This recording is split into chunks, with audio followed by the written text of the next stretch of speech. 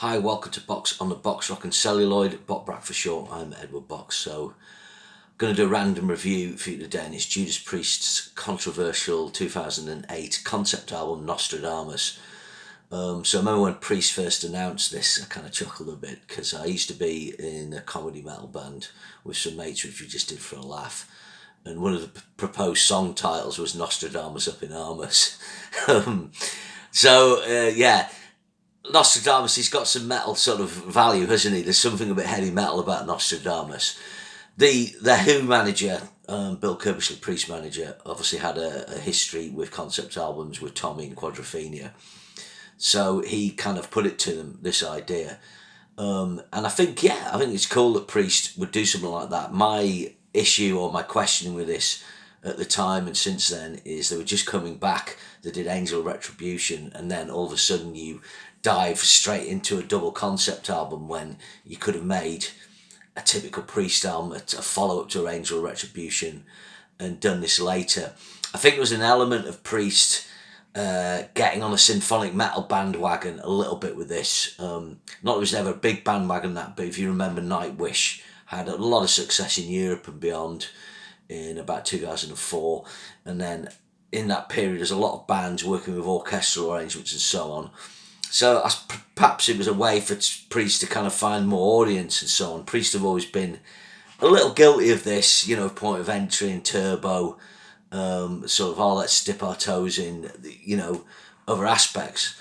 But I've always had a lot of time for this album. I've always embraced it, and although I have issues with its length, I've always, got all the way through it, and at one point I really, really was well into it. And actually do prefer it to Angel of Retribution, although I didn't at the time. So what I'm going to do is go through it, review the tracks, and now I'm going to propose some changes, like what I think they could have done to kind of trim this a bit. Because it's first disc was 56 minutes, the second disc was nearly 47 minutes, so it's a lot of metal rock. Anyway, let's dive into it. It starts off with Dawn of Creation, which I think is a stunning intro. It's 2 minutes 32. It's really good. It's really atmospheric. It really builds up into some excitement. It is as if, things are being created. And then it goes into Prophecy. Now, this is one of the few tracks, but other than Death, I think, that I played live. That was the other thing with this album. It was like Priest, when it came out, it was like, oh, we're only playing two tracks of it. It's almost like you haven't got faith in it. And there's this whole thing, oh, well, we're going to do it in its entirety. But I don't think that's going to happen. But anyway, I think Prophecy's great. I remember when this track came out, I am the darkness, born out of light, really good. Really liked it. The production, I think I remember taking it in a recording studio just for comparing some vocal treatments with stuff I was doing. And not that I sound like Alfred. You hope that it's a magic switch. But it's the studio engineer. He commented how the guitars he didn't think were very good, and I think the guitar sounds a little sludgy. I just think it's a case of execution. The drum sounds a bit bombastic. The other thing with this album is Don Airey does a great job of using nice sample string sounds, but sometimes you're like, if you're going to do this, is it not best to splash out and pay an orchestra?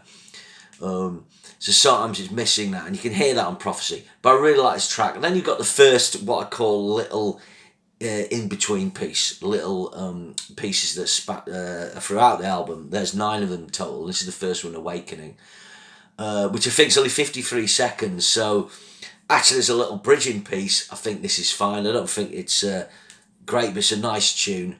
And it goes into Revelations, which I think is a really excellent track. Quite long though, 7 minutes and 4. Incredible vocals at the end of this by Halford. An excellent solo, great arpeggio section by Tipton. Then you've got another little piece, which is the Four Horsemen.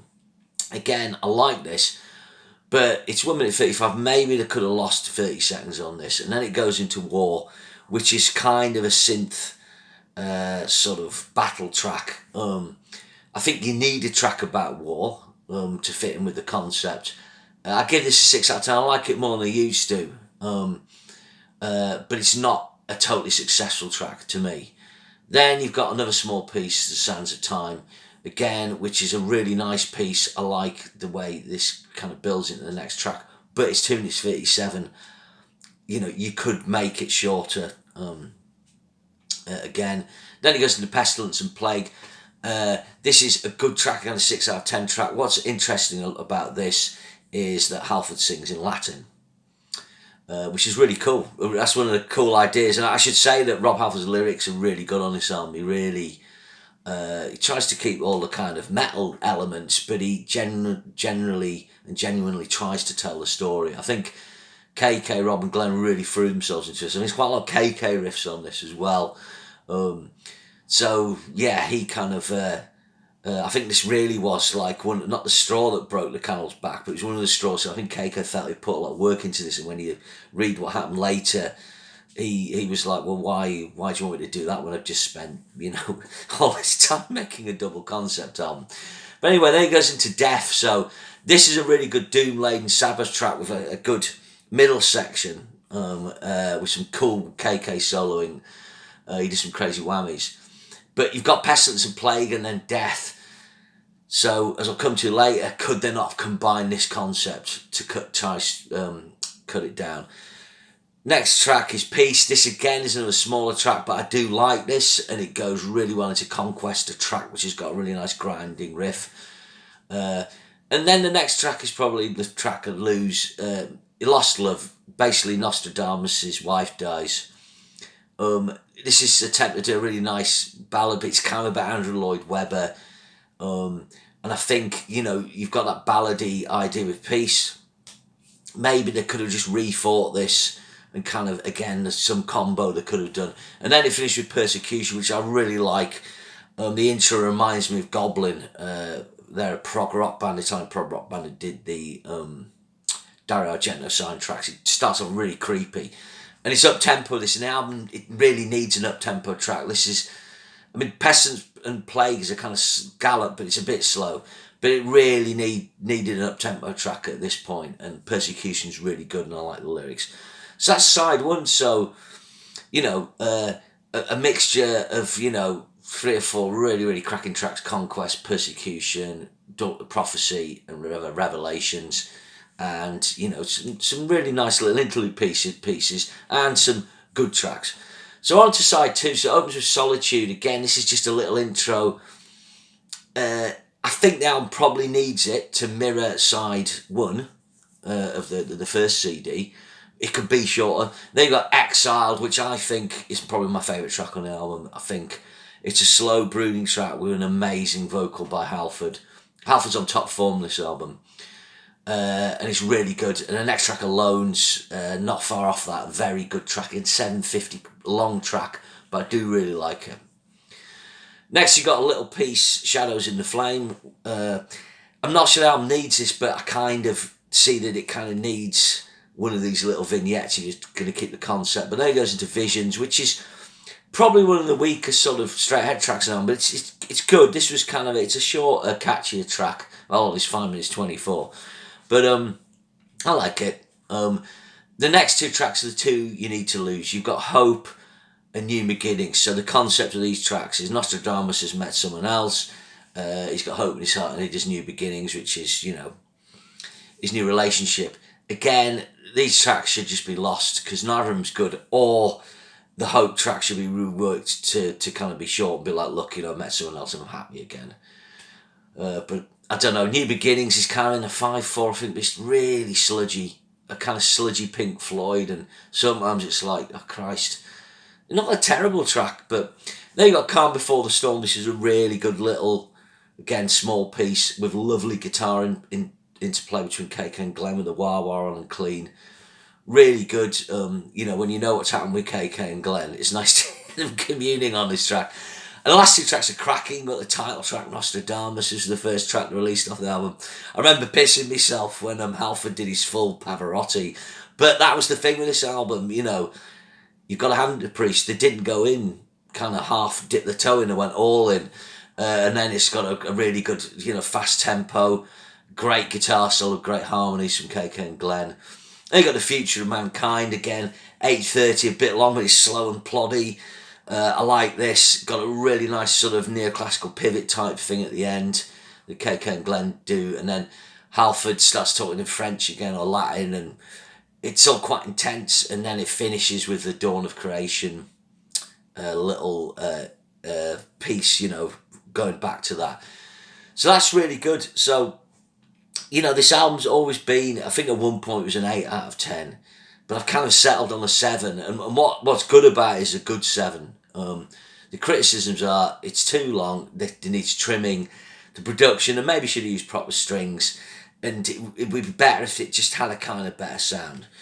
But this is what I would do with it, or would have done with it, is keep Dawn of Creation, keep Prophecy, they're excellent. Awakening, it's a short piece, you probably need it there. Into Revelations. Four Horsemen's a good piece, you probably need your War Song, but you could lose 30 seconds or arrange Four Horsemen and get your message over. War, they probably could have trimmed a bit. Santa Time's a nice track, but you could lose a minute, rearrange it. You got Pestilence and Plague and Death.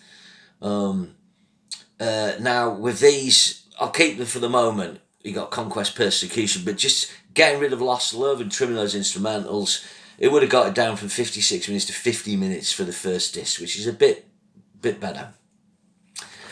Then you've got the Solitude opening side, disc 2.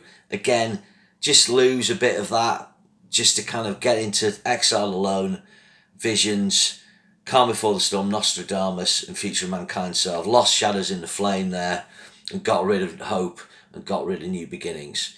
And that would have got that disc down to 37 minutes instead of 46. And you have an 87-minute album. So now you're looking at, well, hold on, if I lose 7 minutes, I can get it onto one disc. And that's where the argument of Death and Pestilence and Plague comes in. Do you take the themes and ideas of those tracks and make them into, one track? And that gets your, it means you've not got a double album, you've got one disc. And a lot of people would be like, I don't want to listen to a long 80-minute album. I don't know. I think the 2 disc things works well, because you can go, I'll listen to the second Nostradamus album today, I listened to one yesterday. But I think losing some bits and making some trimming on it would have just sharpened things up. I still think it'd be divisive, but I think it'd be a better record overall. This album in my kind of all-time Priest, again, it was one of those ones with Age and Retribution. At one point I was like, it's in my top 10, but I'm one of those people that get very excited with new Priest stuff. And invariably it's your favourite thing, or one of your, you're getting really into it at the time, but after a period, you sort of settle back, and you position it more where it would be, which is kind of, number 13 or 14, something like that. But I think the other thing that I liked about this was it used a more of a 70s sound. It recalls Sin After Sin and Sad Wings, I think, in terms of like the epic arrangements. And what was weird as well, they totally changed the branding for this album, and I was kind of like, well, why didn't you go back to that Sad Wings Sin After Sin logo? That would have been interesting, because it would have suggested the more 70s conceptual thing. And I think that was, something, should they have done that? Should they? It's always a bad idea to rebrand. Could have not have done that, or used the classic, the modern Judas Priest logo, but somehow made it have a retro quality that would fit into the branding. Great work by Mark Wilkinson on the artwork. I actually had the album vinyl as well in the box, which is sold, and I think, although I got a reasonable price, I think it's worth a lot now. But I've actually got a standard disc, but it was a lovely box as well. Lovely artwork, Like I say, they went in the whole hog. I think it's one of those things where what you needed to do is kind of complete the thing, maybe, and go, right, let's just wait a month and then come back to it and get some other ears in. And, you maybe could have done some trimming. But, it's, things are on a schedule. Priest, they did this album, it came out 3 years after Angel, 3.5 years, which was, no, I think it was 3. Hold on a sec, I'm just going to check that. Because it was June. So it was about 3 years and 3 months after Angel. So the fair put a lot of graft in and went out on tour. And the tour I saw on this, the Priest Feast, it was Megadeth and Testament, and this was the best I saw Priest in the whole period since they've come back. For me, it was a great gig, and people might not think that, but they just did a couple off this, and they did some great Devil's Child and Rock Hard Rifle. It was a really great show. But anyway, that's my take, my random review of Nostradamus. If you're getting into Priest, this isn't the album to go to. You know, you're going to look at British Steel, Painkiller, Invincible Sheer Firepower, Sad Wing State Class. You know, you're going to go to one of those across the thing. And then if you get more and more into Priest, you know, then go with this. Okay, remember, share and subscribe, and I'll see you again soon. Cheers.